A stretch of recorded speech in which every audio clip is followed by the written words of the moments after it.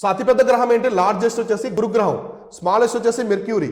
అయితే మనకి వీనస్ వచ్చేసి హాటెస్ట్ ప్లానెట్ అనమాట. హాటెస్ట్ అంటే వేడి గ్రహం. సో వీనస్ వచ్చేసి చాలా వేడిగా ఉంటుంది. సో ఎందుకంటే ఇప్పుడు సూర్యుడికి దగ్గరగా ఉంది మెర్క్యూరీ కదా, నిజానికి మెర్క్యూరీ వేడిగా ఉండాలి. సో వీనస్ కంటే మెర్క్యూరీ వేడిగా ఉండాలి.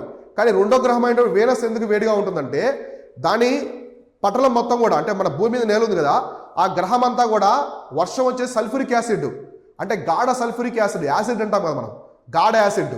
కాబట్టి గాఢ యాసిడ్ అనేటువంటి సల్ఫ్యూరిక్ ఆమ్లం అనేది దాని లేయర్ మొత్తం ఉంటుంది. ఆ గ్రహం అంతా ఆ గ్రహం మొత్తం పేరుకుపోయి ఉంటుంది అనమాట. వర్షం కూడా సల్ఫ్యూరిక్ యాసిడే పడుతుంది. అందువల్ల ఆ గ్రహం చాలా వేడిగా ఉంటుంది. దాన్నే మార్నింగ్ స్టార్, ఈవినింగ్ స్టార్ అని కూడా పిలుస్తారు. మీకు ఆకాశంలో ఈవినింగ్ టైంలో కనిపిస్తూ ఉంటుంది ఒక స్టార్ అనేది. అదేంటంటే వీనస్ అనమాట. చాలా ప్రకాశవంతంగా ఉంటుంది వీనస్. వీనస్ని ఏమని పిలుస్తారంటే ఎర్త్ ట్విన్ అని పిలుస్తారు. సో వీనస్కి చాలా పేర్లు ఉంటాయి, గుర్తుపెట్టుకోండి. సో వీనస్ అనేది మన మొత్తం సౌర కుటుంబంలోనే హాటెస్ట్ ప్లానెట్, చాలా వేడి గ్రహం. సో దీన్ని ఇంకా ఏమైనా పిలుస్తారు? మార్నింగ్ లేదా ఈవినింగ్ స్టార్ అంటారు. సో ఇంకా ఏమంటారు? ఎర్త్ ట్విన్స్ అంటారు అనమాట. అంటే భూమి యొక్క కవల అంటారు. ఎందుకంటే సైజులో, పరిమాణంలో, అంటిల్లో ఎర్త్ లాగే ఉంటుంది చూడడానికి.